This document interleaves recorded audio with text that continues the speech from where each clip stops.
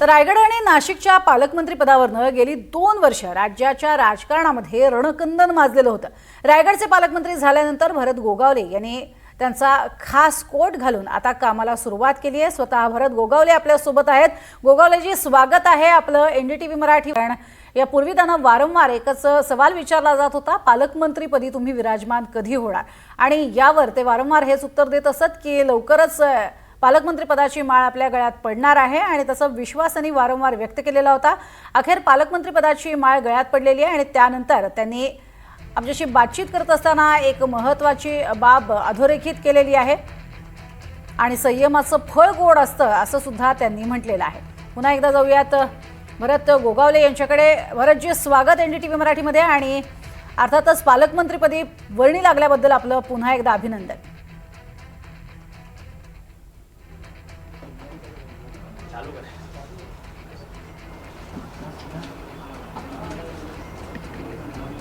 नमस्कार ताई, आज पालकमंत्री पदाचं काल डिक्लेरेशन झाल्यानंतर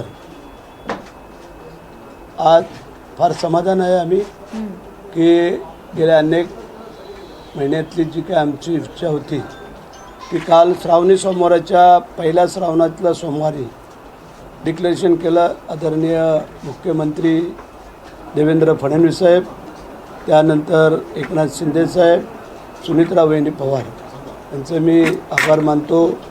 त्याचप्रमाणे आमचे मतदार बांधव असतील, माझे कार्यकर्ते असतील, पदाधिकारी असतील, माझे सहकारी आमदार असतील, खासदार असतील, त्याचप्रमाणे माझा संपूर्ण परिवार, आईसहित, पत्नीसहित, मुलगा, बहिणी, भाऊ, मुलं सर्वच, आणि मग खास करून ज्या मतदार बांधवांनी आम्हाला आणि कार्यकर्त्यांनी एवढी मोठी मेहनत करून इथपर्यंत आणलेलं आहे, त्यामुळे आम्ही समाधानी आहे।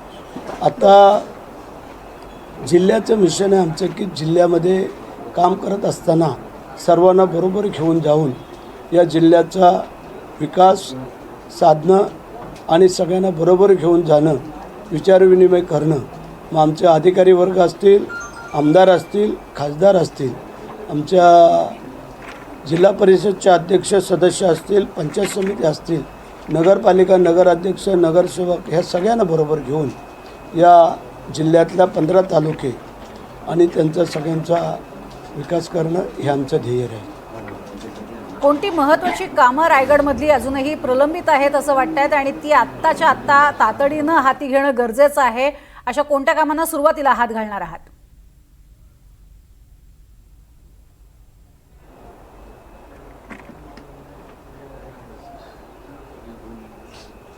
पहिला मुंबई गोवा हायवे, जो आता गणपती येऊ घातलेले आहेत, आणि कोकणामधला चाकरमानी वर्ग मोठा एस टीनी गाड्यांनी जात असतो, आणि त्यासाठी जे काय रस्त्याची काही ठिकाणी नादुरुस्ती झालेली आहे ती दुरुस्ती व्यवस्थित करून हा रस्ता सुरळीत पार पाडणं काम, आणि मग बाकी जे काय विकासात्मक कामं आहेत ती तर आम्ही सगळे आमदार, खासदार, मंत्री सगळे आम्ही मिळून तो करणारच आहोत। आणि मग आमच्या तरुणायासाठी जेवढं शक्य आहे तेवढं करण्याचा प्रयत्न करू, आणि हा जिल्हा जो अग्रगण्य आहे तो असाच पुढे अजून नेण्याचा आम्ही प्रयत्न करू। ऐतिहासिक वारसा असलेला तुमचा खरं तर जिल्हा, त्याचबरोबरीनं औद्योगिक वसाहतींचं सुद्धा त्या भागामध्ये मोठं प्राबल्य आहे। येत्या काळात आणखीन कोणकोणती आव्हानं आहेत जी तुम्हाला स्वीकारायची आहेत, आणि हा भाग आज अधिकच सुजलाम सुफलाम करायचा आहे?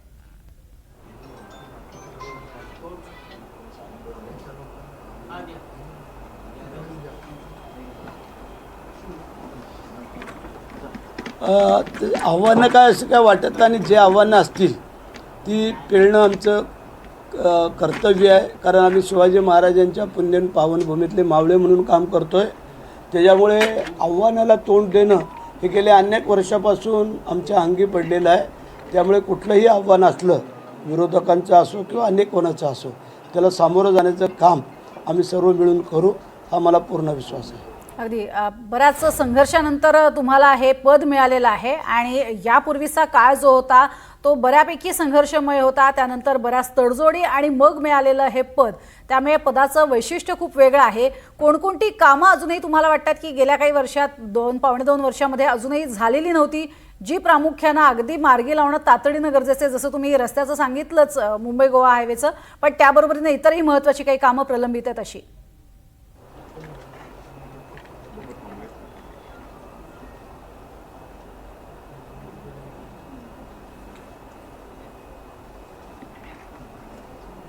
तशी काम एक आमच्या दृष्टिकोनातून रायगड किल्ला हे आमचं शिवभक्तांचं प्रेरणास्थान आहे.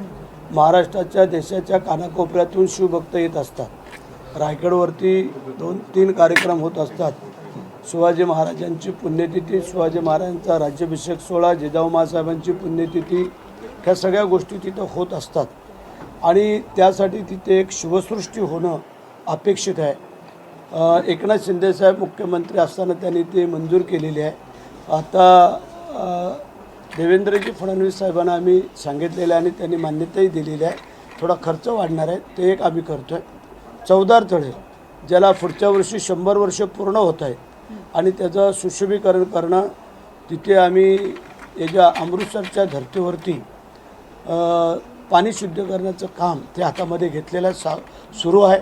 जवळजवळ त्याला 55-60 कोटी रुपये मंजूर झालेले आहेत.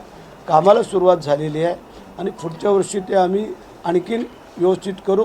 स्वतः मुख्यमंत्र्यांनी मागच्या टायमाला येऊन त्याचं भूमिपूजन केलेलं होतं. आता पुढच्या वर्षामध्ये त्या कामाचं उद्घाटन होईल. तर ज्या ज्या गोष्टी आहेत, मग गणपतीचं 2 स्थान आहेत अष्टविनायकापैकी, हरिहरेश्वरचं आहे, दक्षिण काशीचं, ह्या जे काही क्षेत्र आहेत आमच्या पर्यटनाची, आणि पर्यटनाला समुद्रकिनारा आमचा मोठा आहे, त्या समुद्रकिनाऱ्याची व्यवस्था करणं, या येणाऱ्या गणेश भक्तांना त्यांची व्यवस्था करणं, ह्या ज्या काही गोष्टी आहेत, ज्या पर्यटनामुळे ज्या राज्याला, जिल्ह्याला जे काही त्याला उत्पन्न मिळतं त्यासाठी, आणि मग इंडस्ट्रील जे काही येऊ घातलेले आहेत त्यामध्ये शेतकऱ्यांवरती अन्याय होणार नाही आहे. शेतकऱ्यांना बरोबर घेऊन, कंपनीवाल्यांना बरोबर घेऊन, शासनाला बरोबर घेऊन आम्ही हा जिल्ह्याला पुढे नेण्याचा प्रयत्न करू. बरं गोगावलेजी, तुम्ही पालकमंत्री झाल्यानंतर सुनील तटकरेंनी तुम्हाला शुभेच्छा दिलेल्या आहेत आणि गेला बराच काळ मी पालकमंत्री राहिलेलो आहे या भागाचं असं म्हटलंय. कोणकोणता त्यांच्या कामाचा वसा तुम्ही घेणार आहात? कशा पद्धतीनं त्यांनी केलेली कामं किंवा त्यांच्याकडनं अर्धवट सुटलेली कामं आता पुढे कराल?